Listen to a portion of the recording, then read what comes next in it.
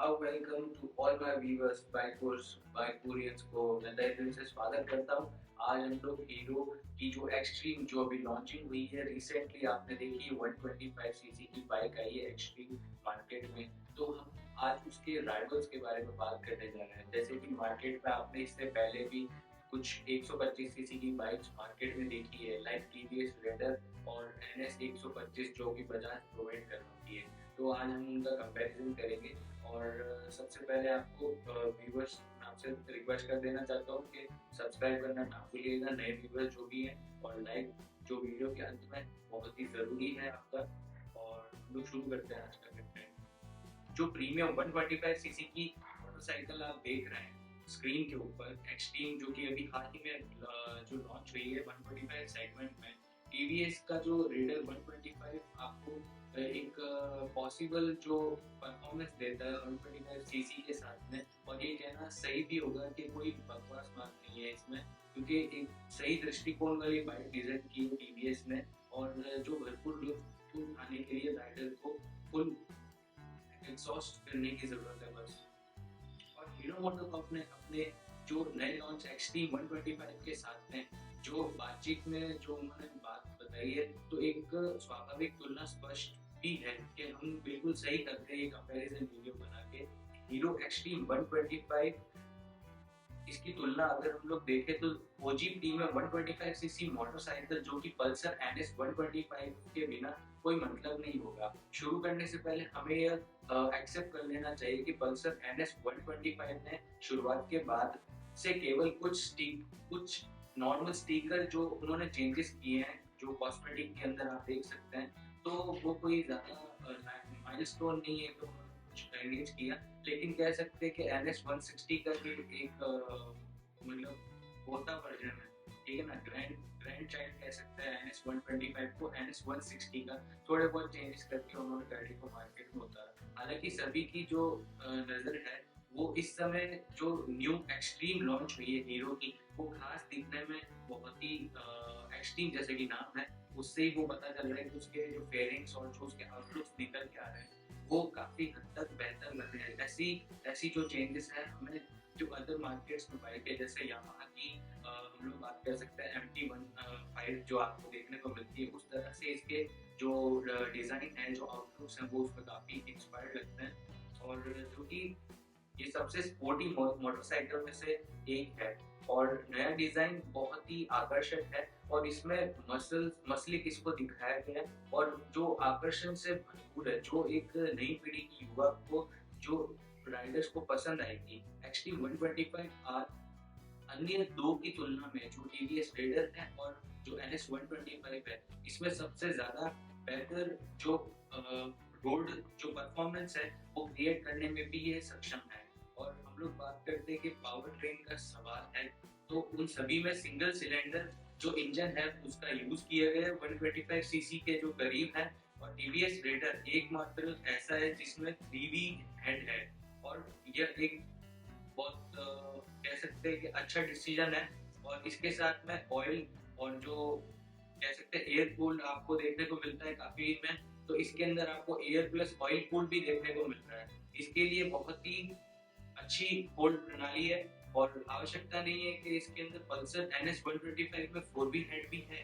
Power और torque के आंकड़े अगर लगभग समान है देखे जाएं तो सभी दावेदारों को 5 स्पीड गियर बॉक्स के साथ में जोड़ा गया है। तो हम लोग कुछ स्क्रीन पे बाइक्स के तीनों के स्पेसिफिकेशन एक दूसरे से आज मिलाएंगे, देखते कंपैरिजन में क्या निकल के आ रहा है। Extreme 125, TVS raider 125 and NS 125 Pulsar. Okay, तो स्पेक्स के बारे में अगर बात कर ली जाए, इंजन की अगर बात करें तो एक्सट्रीम जो कि 124.7 सीसी का आपको डिस्प्लेसमेंट देखने को मिलता है, 124.8 एंड 124.45। और उसी के अलावा air cooled FI, air and oil cooled FI, air cooled FI. Engine head not allowed, 3V आपको देखने को मिलता है और 4V।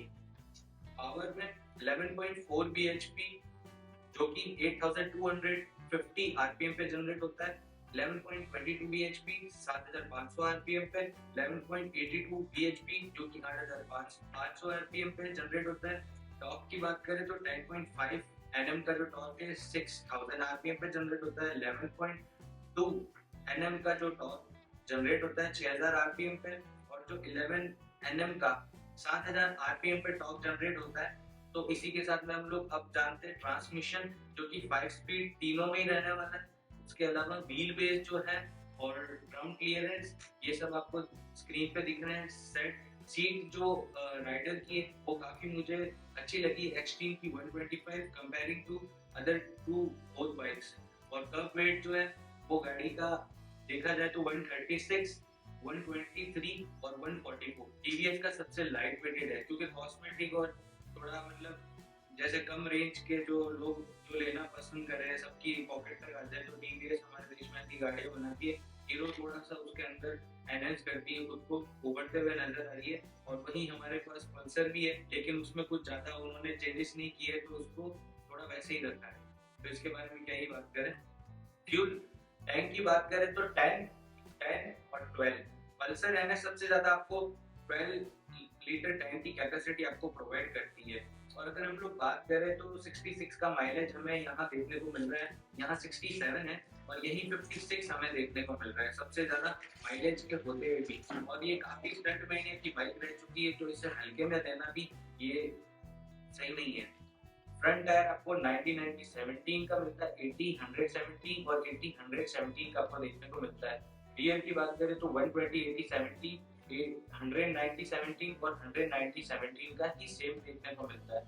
और यही हम लोग फ्रंट ब्रेक्स और रियर ब्रेक्स भी आप देख पा रहे हैं। और एबीएस की बात करें तो सिंगल ऑप्शनल है इसके अंदर, एक्सट्रीम के अंदर, और टीवीएस रेडर और पल्सर है दोनों ही प्रोवाइड नहीं कराते एबीएस। ठीक है, तो इस तरह से एक्सट्रीम और भी ज्यादा शानदार बनती है, हमारे लिस्ट में बनती जा रही है, इसमें स्ट्रॉन्ग इसके पॉइंट्स क्रिएट हो रहे हैं। और इसी के अलावा हम लोग देखते हैं जो फ्रंट सस्पेंशन की बात करें तो 37 का आरएसयू जो टेलीस्कोपिक आपको देखने को मिलता है, वहीं हम लोग आरएसयू टेलीस्कोपिक इसमें भी देखने को मिलता है और आरएसयू टेलीस्कोपिक हमें इसमें भी देखने को मिलता है। तो तीनों में ये बेस्ट ऑप्शन है टेलीस्कोपिक के लिए। और हम लोग बात करते हैं कि मोनोशॉक रेयर सस्पेंशन, और यही मोनोशॉक और ये भी मोनोशॉक, ये भी तीनों में सिमिलर रहने वाला है। अब हेडलाइट और टेल लाइट की बात करें तो हमें जो एक्सट्रीम है और जो टीवीएस रेडर है, इन दोनों के हमें जो हेडलाइट और टेल लाइट है वो दोनों ही एलईडी देखने को मिलती है। लेकिन हम लोग पल्सर की बात करें तो उसमें टेल लाइट एलईडी है, लेकिन अगर हम लोग हेडलाइट की बात करें तो हैलोजन आपको देखने को मिल रही है, वही टेल लाइट की बात करें तो एलईडी आपको देखने को मिल रही है। टर्न इंडिकेटर्स आपको एलईडी आपको देखने को मिलेंगे एक्सट्रीम के अंदर, हैलोजन आपको देखने को मिलेंगे टीवीएस रेडर 125 के अंदर, और वही हैलोजन आपको मिलेंगे एनएस 125 के अंदर।